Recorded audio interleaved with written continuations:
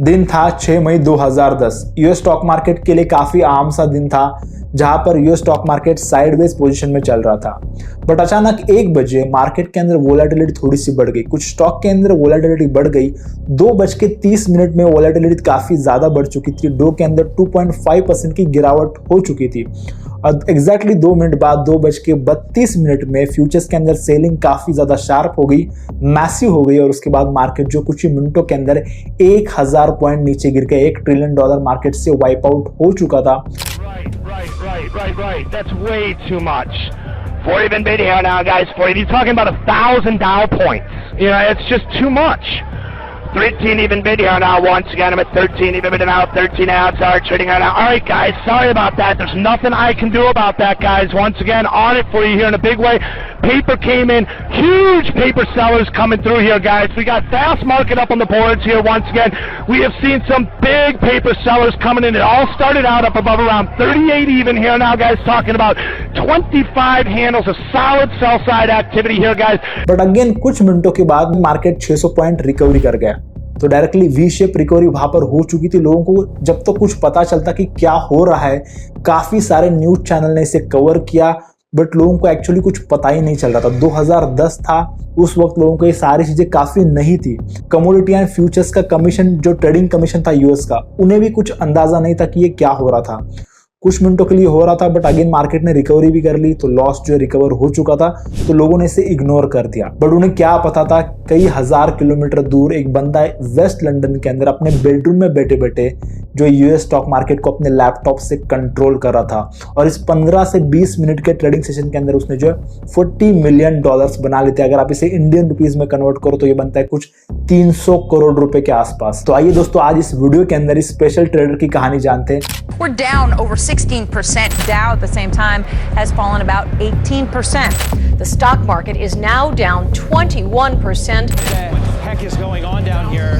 I don't know. Because we're now down 43%. What in the world is happening on Wall Street? 2-year no yields went from 190 to 166 in the blink of an eye. The NASDAQ, everything and more has been completely wiped out. It was the worst day on Wall Street since the crash of 1987.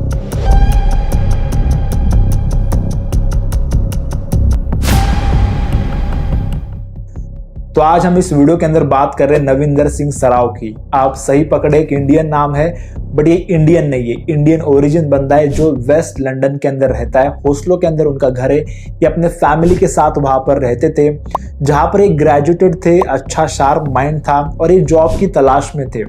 तो उन्होंने यहाँ पर एक advertisement देखी जहां पर एक company को जो है ट्रेडर्स की जरूरत थी। तो उन्होंने इस कंपनी के अंदर अप्लाई किया, बिकॉज वो थ्रिलिंग जॉब था। उन्हें ऐसा ही किक देने वाला जॉब चाहिए था। तो उस कंपनी के अंदर ज्वाइन होने के बाद कुछ ही महीनों के अंदर इतनी शार्प इंप्रूवमेंट वहां पर उन्हें देखने मिली और उस कंपनी के लोग भी कुछ काफी हैरान थे, जहां पर ये जो करोड़ों का प्रॉफिट डेली कर रहे थे। एंड उनके बॉस ने एक्चुअली ये प्रिडिक्ट भी कर दिया था कि इस बंदे के अंदर काफी ज्यादा पोटेंशियली एक आने वाले दिनों के अंदर एक बहुत बड़ा ट्रेडर बनने की काबिलियत रखता है। Going to be the kind of person that I believe would be legendary, potentially legendary in some way in the future. And वैसा ही हुआ दोस्तों, बट इसके अंदर एक छोटा सा ट्विस्ट है। इसने जो बड़ा ट्रेडर बनने के लिए गलत चीजों का इस्तेमाल किया। तो यहाँ पर ये हमेशा देखो, एक बार आप ट्रेडिंग के नशा आपको लग गया तो आपको पता है कि यार हमेशा आपको जो एक स्टेप ऊपर का ही चाहिए होता है। अगर एक शेर के मुंह को खून लग गया तो हमेशा इसको जो सेम खून ही चाहिए होता है। तो यहाँ पर करोड़ों का प्रॉफिट डेली करने के बाद भी उन्हें जो बहुत ही बड़ा ट्रेडर बनना था। तो ये हमेशा सोचते थे कि यार जो बड़े बड़े ट्रेडिंग हाउसेस है, जो बड़े बड़े ट्रेडर है, कैसे प्रॉफिट बनाते। तो उन्हें पता चला कि ये जो अल्गो ट्रेडिंग का इस्तेमाल करते हैं, जहां पर ये जो सॉफ्टवेयर की मदद लेते हाई फ्रीक्वेंसी ट्रेडिंग करने के लिए, जहां पर माइक्रो सेकंड्स के अंदर ये सॉफ्टवेयर जो बहुत सारे ट्रेड एग्जीक्यूट करता है और मार्केट को मैनिपुलेट करने का काम करता है। बिकॉज ह्यूमनली पॉसिबल नहीं होता कि आप कितने ट्रेड कर सको। तो ये सॉफ्टवेयर बहुत ही माइक्रो सेकंड्स के अंदर वर्क करता है, जहां पर ट्रेड को एग्जीक्यूट कर सकता है और मार्केट को मैनिपुलेट भी कर सकता है। बिकॉज आफ्टर ऑल एक गेम होता है डिमांड एंड सप्लाई का।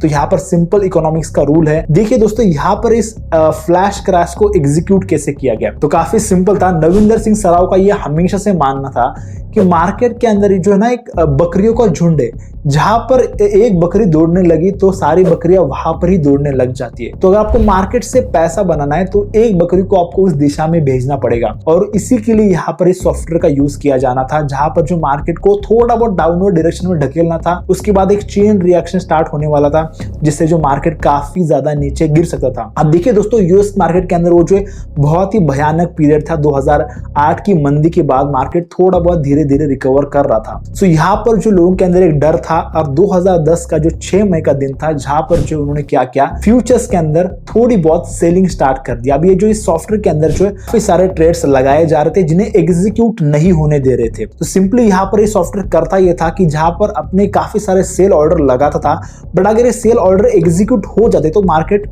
अगेन रिकवर हो जाता था। तो ये सॉफ्टवेयर करता ये था कि मार्केट जैसे उस सेल ऑर्डर के अमाउंट के आसपास आ जाता था, तो ये सारे सेल ऑर्डर अगेन कैंसिल करके अगेन एक नई प्राइस के ऊपर ये जो सेल ऑर्डर लगते थे। तो ये जो लेयर्स का इस्तेमाल कर रहे थे। तो चलिए इसे एग्जांपल की मदद से समझते हैं। कोई भी शेयर का करंट प्राइस कैसे कैलकुलेट होता है, तो इसे हम लोग कभी कभी लास्ट ट्रेडेड प्राइस भी कहते हैं। तो ये सिंपली कैलकुलेट होता है जो लास्ट ट्रेड बायर और सेलर के बीच में एग्जीक्यूट हुआ है, उसके बेसिस के ऊपर वो जो प्राइस होता है वो जो करंट प्राइस बन जाता है शेयर का। अब यहाँ पर जो एग्जीक्यूट कैसे होता है ट्रेड, तो उसके लिए आपको जाना पड़ेगा ऑर्डर बुक के अंदर। जैसे आप ऑर्डर बुक के अंदर आते हो किसी भी शेयर के, यहाँ पर आपको एक आस्क प्राइस दिखेगा एंड यहाँ पर आपको एक बिड प्राइस दिखेगा। अब आस्क प्राइस वो प्राइस होता है जिनके पास शेयर है वो बेचना चाह रहे, एंड बिड प्राइस वो होता है जो शेयर खरीदना चाह रहे। तो सिंपली अगर आप देखो कोई भी एक शेयर का वैल्यू अगर 100 रुपीज है, तो यहाँ पर आस्क प्राइस के अंदर कोई 105 में बेचना चाह रहा है, कोई 104 में बेचना चाह रहा है, कोई 103 में, कोई 102 में, और कोई 101 में, एंड कोई 100 रुपीज में जो करंट वैल्यू चल रहा है, जो मार्केट वैल्यू में बेचना चाह रहा है। तो सिंपली यहाँ पर उसके सामने उनकी क्वांटिटी दिखाई देगी जो इतने कॉन्ट्रैक्ट वो बेचना चाह रहे हैं, राइट। एंड यहाँ पर बिड प्राइस के अंदर भी सेम होता है। यहाँ पर जो अगर मार्केट प्राइस चल रहा है 100 रुपीज, तो कोई मार्केट प्राइस पे खरीदना चाह रहा है, कोई 99 पे, कोई 97 पे, कोई 98 पे, कोई 96 पे, राइट। उनके सामने उनकी क्वांटिटी दिखाई देती है। तो यहाँ पर ट्रेड एग्जीक्यूट कैसे होगा, तो सिंपली जो बिड एंड आस्क प्राइस अगर मैच हो गया, ट्रेड एग्जीक्यूट हुआ है, वही करंट प्राइस बन जाता है शेयर का। तो ये बहुत ही माइक्रो सेकंड में चल रहा होता है। तो यहाँ पर जो सिस्टम सारे एक्सचेंज के ऊपर चल रही होती है, तो यहाँ पर इसलिए आपका जो करंट वैल्यू बहुत ही फ्लक्चुएट कर रहा होता है शेयर का। तो सिंपली यहाँ पर स्पूफिंग नवीन सराव ने कैसे की, तो सिंपली यहाँ पर बड़ी क्वांटिटी के अंदर आस्क प्राइस के अंदर शेयर मार्केट के बहुत ही नजदीक है। अगर किसी शेयर का प्राइस 100 रुपीज है, तो उसने ये 100 रुपीज के पास ही जो है बहुत बड़ी सेल क्वांटिटी लगा दी। तो यहाँ पर हुआ क्या कि सारे जो बायर से बहुत ही सस्ते में मिल रहा है, तो सारे ट्रेड एग्जीक्यूट होने लगे, राइट। तो शेयर का बहुत धीरे धीरे नीचे आने लगा, बिकॉज ये सस्ते वाले जो बिड होते वो सारे एग्जीक्यूट होने लगे, और उसकी क्वांटिटी बहुत ही कम थी। तो बिडर होते जो 50-30 क्वांटिटी बाय करना चाह रहे, वो सारे एग्जीक्यूट होने लगे। तो तुरंत ही माइक्रो सेकंड में जो सॉफ्टवेयर बैकआउट कर जाता था, बट तब तक कुछ ट्रेड एग्जीक्यूट हो गए होते थे, एंड वो ट्रेड जो बहुत ही सस्ते में एग्जीक्यूट हो जाते थे, एंड वो जो डाउ का करंट प्राइस बन जाता था, एंड मार्केट को जो ऐसे धीरे धीरे नीचे लाया जा रहा था। एंड अगेन सारा काम इन्होंने नहीं किया था, एक्चुअली थोड़ा बहुत डीप लाने का काम इन्होंने किया था। उसके बाद एक्चुअल चेंज शुरू हो गया, जहां पर लोगों को लगा कि यार काफी ज्यादा ह्यूज सेलिंग हो रही है, जहां पर अगेन अभी यहां से निकलो अदरवाइज बहुत लॉस हो सकता है। तो काफी लोग ऐसे करने लगता है, जैसे मार्केट के अंदर एक सेल ऑफ शुरू होता है, तो सारे ट्रेडर्स जो अपना माल सेल करके बेचने के लिए भाग जाते हैं। तो वैसा ही कुछ उस दिन के अंदर हुआ था, जहां पर उन्हें जो उस कुछ ही मिनटों के अंदर वहां पर जो सेल करके काफी ज्यादा पैसा बना लिया था। अब काफी लोगों को ये लग सकता है कि यार इसके अंदर कोई भी इलीगल चीज नहीं थी, बिकॉज अगर आप एक सॉफ्टवेयर यूज कर रहे हो और आप जब ट्रेड लगा रहे हो अपने हिसाब से आप कैंसिल कर रहे हो, तो यहाँ से इलीगल कैसे हुआ। तो मैं तो मैनिपुलेट करने की कोशिश कर सकता हूँ मार्केट के अंदर। देखो यूएस के एक्चुअली लंदन के अंदर ये चीज अलाउड थी, बट यूएस के अंदर उस 2010 के समय पे ये चीज अलाउड नहीं थी। अब देखिए दोस्तों, ये चीज तो हो गई थी 2010 के अंदर। उस वक्त commodity and futures commission, US के कमीशन को कोई भी आइडिया नहीं था कि ये क्या हो रहा था, बट अगेन बैकग्राउंड के अंदर इसका एनालिसिस चल रहा था, इसका इन्वेस्टिगेशन चल रहा था, बिकॉज उन्हें ये समझना था कि यार सिस्टम के अंदर कुछ ग्लिच था या फिर किसी अल्गो सॉफ्टवेयर के इसके अंदर यूज था। तो इसके पीछे काफी मेहनत मशक्कत चल रही थी, और अगेन फिर 5 साल बाद, इसे 5 साल लगे, और उसके बाद पता चला कि यार एक लंदन में बैठे बैठे एक लड़के का इसके अंदर हाथ था। उसके बाद जो 26 अप्रैल 2015 को जो नविंदर सिंह सराव को अरेस्ट कर लिया गया। पहले 4 मंथ ये जो लंदन जेल के अंदर ही थे, वहां पर मुकदमा चला, उनके ऊपर जो 22 केसेस लगा दिए, 380 साल की उन्हें जो जेल हुई। 380 साल सिंपली यहाँ पर जो आप कह लो कि लाइफ इम्प्रिजमेंट, राइट। यहाँ पर जेल होने के बाद उन्हें जो यूएस लाया गया, और उसके बाद उन्हें जो यूएस के जेल में रखा गया।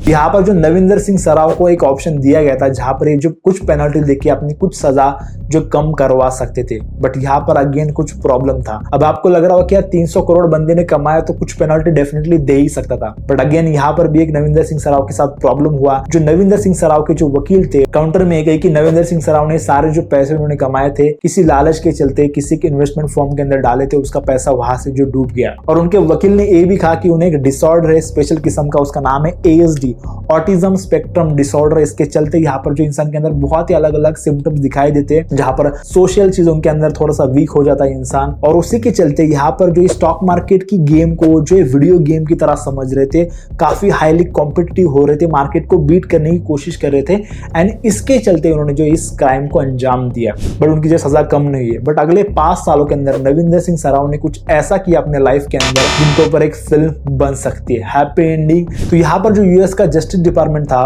और ये जो कमोडिटी फ्यूचर्स ट्रेडिंग कमीशन था, उन्हें लगा कि यार देखो ये बंदे अब जो है पेनल्टी नहीं दे सकता, और इस बंदे ने जो ये पैसा जो कमाया था गलत काम करके, इस बंदे ने अपने लाइफस्टाइल के ऊपर अलग अलग चीजों के ऊपर खर्चा नहीं किया। इसने जो है किसी एक फर्म के अंदर इन्वेस्टमेंट किया और वहां से वो जो डूब गया। तो इस बंदे की एक्चुअली कुछ गलती नहीं थी, तो इस बंदे को थोड़ी सी छूट दी जा सकती है। तो यहाँ पर यूएस के डिपार्टमेंट ने उनके सामने एक ऑफर रखा। तो यहाँ पर उनको पता लगा कि यार देखो एक ऐसा तरीका, ये ऐसा एक मैनिपुलेशन है जिससे जो आइडेंटिफाई नहीं किया जा सकता, उनके पास एक एक्सपर्टीज नहीं थी। अगर नविंदर सिंह सराव हमारी हेल्प करे ऐसे बहुत सारे अलग अलग चीजों को, स्कैम्स को, मैनिपुलेशन को एक्सपोज करने के लिए, और तब हम लोग जो इनकी सजा कम करवा सकते हैं। तो नविंदर सिंह सराव ने कहा तो डेफिनेटली मैं आपके साथ काम करने के लिए रेडी हूँ। तो जब ये जेल में थे तो यूएस डिपार्टमेंट के साथ एक काम कर रहे थे, commodity and forex trading commission के साथ एक काम कर रहे थे, जहां पर उन्हें जो एक 5 सालों तक ट्रेडिंग कमीशन के साथ काम किया, जहां पर बहुत सारे मैनिपुलेशन मार्केट के अंदर होने से बचाए, काफी करोड़ यूएस का पैसा बचाया। तब जाके यूएस ने 2020 में डिक्लेयर किया कि पिछले 5 साल में इन्होंने जो हमारी काफी सारी हेल्प किए, तो जितनी अमाउंट इन्होंने जो पैसे बनाए थे ये स्कैम करके उतनी जो कंपनसेट हो चुके, अब जो ये फ्री है, अपने घर जा सकते। तो उन्हें जो 2020 में अपने घर वेस्ट लंदन में छोड़ा गया। तो देखिए दोस्तों, इसके ऊपर काफी सारे अलग अलग ओपिनियन बताए जाते हैं कि यार ये चीज करना काफी गलत है। वैसे आपका इसके ऊपर क्या ओपिनियन है? क्या इसे सच में इलीगल करार देना चाहिए या फिर क्या ये लीगल सेगमेंट के अंदर आना चाहिए? बिकॉज एक सॉफ्टवेयर का यूज करना गलत नहीं हो सकता। मुझे आपके कमेंट का जरूर इंतजार रहेगा। चलिए आज के इस वीडियो के अंदर इतना ही, मिलते किसी और नेक्स्ट वीडियो में, तब तक के लिए बाय बाय।